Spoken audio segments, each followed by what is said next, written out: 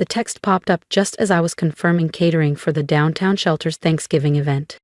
Spending the holiday at Olivia's this year. After what happened at the summer reunion, we think it's best you skip this one. We want a peaceful holiday. My mother's words glowed on my screen like a scarlet stamp of rejection. My name is Danielle Carter. I'm 36 years old, and for the first time in my life, I've been officially uninvited from Thanksgiving. The so-called incident at the reunion? I'd dared to confront my sister Olivia for draining our late father's retirement fund to bankroll her influencer wellness brand. Apparently, telling the truth is causing drama in our family. Perfect, I typed back, my fingers steady even as my chest burned. Hope you enjoy your peaceful holiday. Mom replied instantly, don't be like that, Danielle. You know how fragile Olivia is about money right now. Fragile, right? I set my phone down and scanned my Manhattan apartment. Kitchen, countertops cluttered with recipe cards and grocery lists I'd prepared for our family feast. Traditions I'd kept alive, even after Dad passed 3 years ago. Olivia didn't just steal his savings, she stole the last tangible link to him. As guilt threatened to choke me, my phone buzzed again. This time, Marcus, the shelter director. Danielle, please tell me you're still helping with Thanksgiving? We've doubled the number of families this year. I glanced at my mother's text, then at the stack of recipes. Marcus, I'm not just helping. I'm all in. My day just cleared up. He laughed in relief. You have no idea what that means to us. The kids adore you. You make this holiday magical for them. For the first time all morning, I smiled. The shelter had become my lifeline after Dad died, a place to channel grief into something good. While Olivia flaunted her curated life on Instagram with stolen money, I built something real. That evening, my phone rang again. Dad's old number flashing across the screen, now Mom's line. Danielle, it's your father. Your mom told me about the text. Don't you think you're overreacting? Olivia's going through a tough time. Tough time? My voice sharpened. Is running a luxury brand on stolen retirement money a crisis now? That's not fair, he muttered. She's trying to build a future. And what Dad earned, I shot back. Silence crackled through the line. I hung up, exhaling slowly. This Thanksgiving wouldn't be peaceful, for them. But for me? It would finally be purposeful. No, what's not fair is everyone pretending what she did was okay. What's not fair is uninviting me from Thanksgiving because I refuse to play along. We're not uninviting you, Dad sighed. You mean by explicitly telling me not to come? I asked, my voice icy. Interesting definition of not uninviting, Dad. After hanging up, I threw myself into planning the downtown shelter's Thanksgiving celebration. If my family wanted to crown Olivia the victim, fine. I had better ways to spend my holiday. Over the next few days, the texts started rolling in. Aunt Lisa, can't you just apologize to keep the peace? Cousin Brian, Olivia's really hurt you called her out publicly. Even Grandma chimed in, family should forgive, dear. Not a single one of them mentioned the actual theft. Not one asked why Olivia had access to Dad's retirement savings, or why she felt entitled to bankroll her luxury wellness brand with it. The pattern was exhausting. Olivia makes a mess, everyone rushes to protect her feelings. And I'm the villain for pointing out the obvious. A week before Thanksgiving, Olivia went on Instagram with a 20-slide story about toxic family members and choosing peace over drama. Her followers flooded her comments with heart emojis and affirmations, none of them realizing she was talking about me, the sister whose father's life savings funded her curated lifestyle. So I channeled my anger into action. What started as a modest dinner for the shelter turned into a full-day event. I secured donations from local restaurants, organized volunteers, arranged entertainment, and even booked a photographer. Marcus, the director, was thrilled. This could bring major media attention and help us fundraise for next year, he said, beaming. Are you sure you can handle this? He asked gently. I know holidays have been hard since your dad. I'm sure, I said, and I meant it. It was time for new traditions. The day before Thanksgiving, Mom made one last attempt. Olivia feels terrible. She'll discuss paying you back if you apologize for embarrassing her at the reunion. I stared at the message, calm washing over me. 2 years of watching my sister flaunt a lifestyle funded by stolen money. 2 years of being told to let it go. And now they wanted to negotiate? No need, I typed. I've got plans for tomorrow. Enjoy your peaceful holiday. Then, I silenced my phone and returned to finalizing the details. My family wanted peace, they could have it. I'd found something better. Purpose. I had something better planned, something that would show them exactly what they chose to exclude me from, and more importantly, what I'd built without them. Little did they know, their peaceful Thanksgiving was about to become the most talked about story in the city, and not for the reasons they imagined. Thanksgiving morning dawned crisp and bright, while my family gathered at Olivia's sleek Upper East Side condo for their curated celebration. I arrived at the downtown shelter at 6 a.m. A team of volunteers was already buzzing with energy, transforming the main hall into something extraordinary. Autumn garlands draped along the walls, long tables covered in deep burgundy linens, and centerpieces crafted by kids from our youth program. The local news crew will be here by noon, Marcus announced as he adjusted the welcome station. They're doing a special feature on community Thanksgivings, and guess who they want to interview? I looked up from the seating cards, half smiling. Please tell me you're joking. Nope, they specifically asked for the coordinator who turned a modest dinner into... He checked his phone. A testament to the true spirit of Thanksgiving. The irony hit me like a drumbeat. My family had cast me out for starting drama, and now I'd be live on television for bringing people together. By 11 a.m., the center pulsed with life. Local restaurants rolled in trays of steaming dishes, bakeries sent boxes of pies, and volunteers streamed through the doors with homemade contributions. The scent of turkey and warm spices filled the air, a comforting echo of the holidays I once knew. Before Dad's death, before Olivia's betrayal, before my family traded justice for appearances, my phone stayed off, tucked deep in my bag. I didn't need to see their messages or Olivia's inevitable Instagram stories about choosing joy over negativity. Today wasn't about them. The news crew arrived on schedule. Sarah, the reporter, surveyed the scene in awe. You organized all of this? She asked, gesturing toward the bustling hall. What inspired you to turn a small dinner into something this big? I thought of my mother's text, that single sentence that had cut me out. Then I looked straight into the camera. Sometimes, I said, when one door closes, you build a bigger one and leave it open for everyone. This isn't just a meal. It's a place where no one gets uninvited for speaking the truth. The interview rolled on as families filed in, neighbors, seniors from nearby apartments, college kids stuck in the city, all welcomed without question. Laughter and music replaced silence. Around 2 p.m., my phone buzzed in my bag. I turned it on, only to coordinate with volunteers, but I knew the storm of messages waiting, and this time, I smiled. If you want to see what happens when my family turns on the TV and realizes the person they uninvited is now the face of Thanksgiving across New York, make sure you hit that subscribe button. You won't want to miss part 2. Now my phone wouldn't stop vibrating. Curious, I glanced at the screen. The local news station had already posted clips from our celebration online. My interview was trending across their social media, and apparently my family had seen it. Missed calls from Mom and Dad, texts from relatives, and a string of frantic messages from Olivia lit up the screen. How dare you make this about you? Mom's crying because of your stunt? You're ruining everyone's Thanksgiving. I smiled and slipped the phone back into my pocket. Let them watch what they excluded themselves from. Let them see their dramatic daughter create something beautiful without them.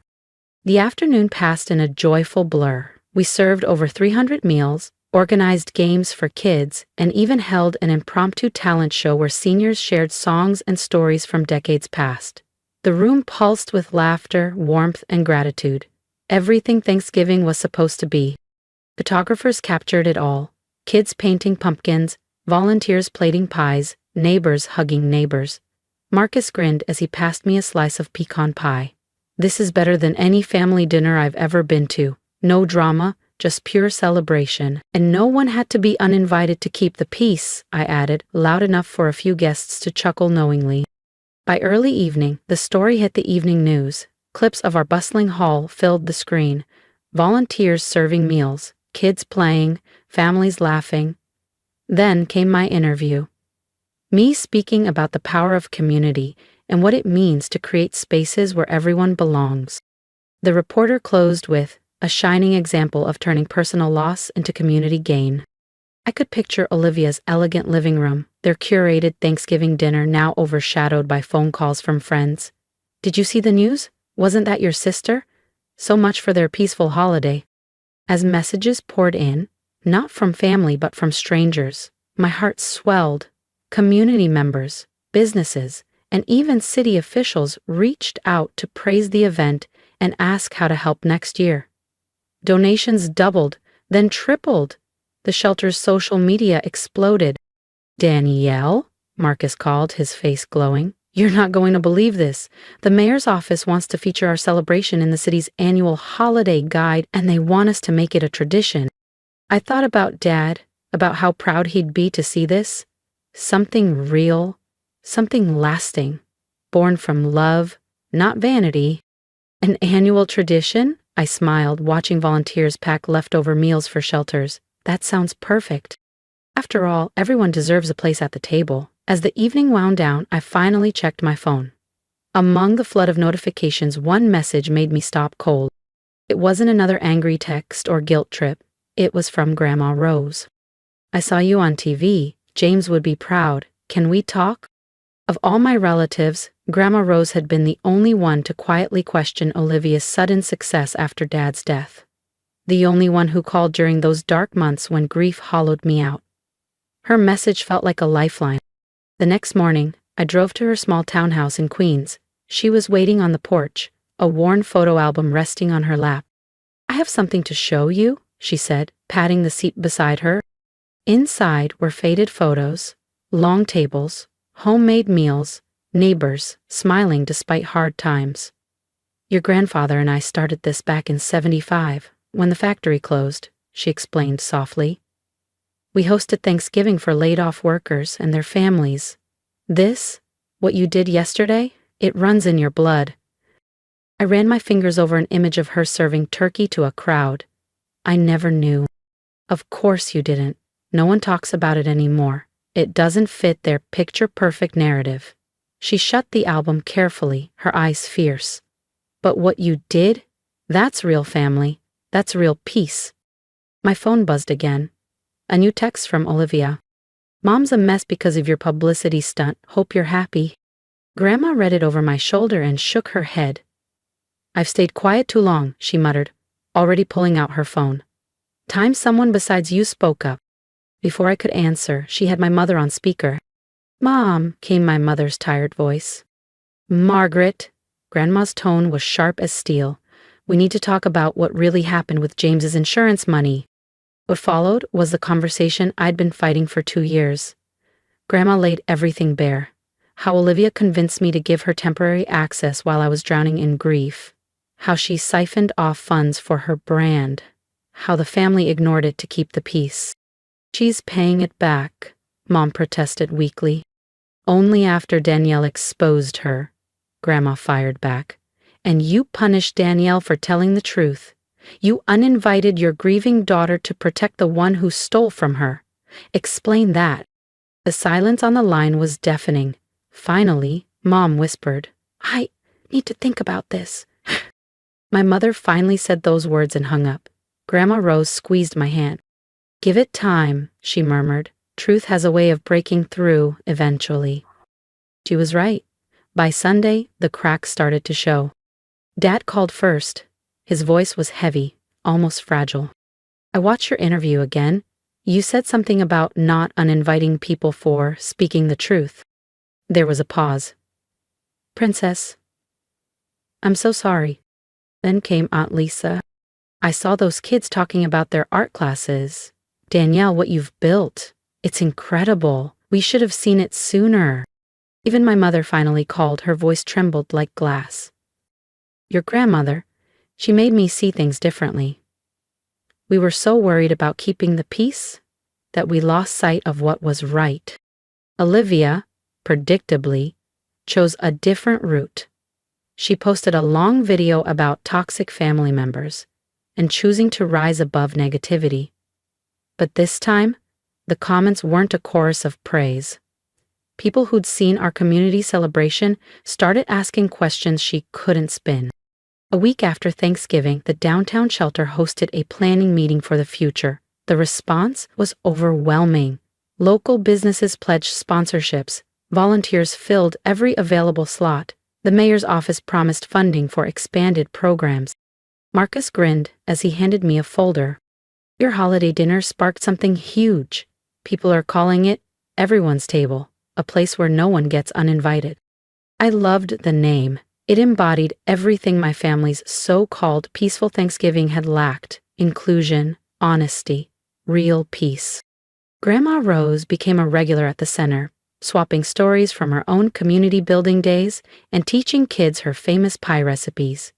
She even brought those faded photos from the 70s for our bulletin board, a visual reminder that the best traditions are the ones that welcome everyone, not shut people out. To my quiet surprise, my parents started volunteering too.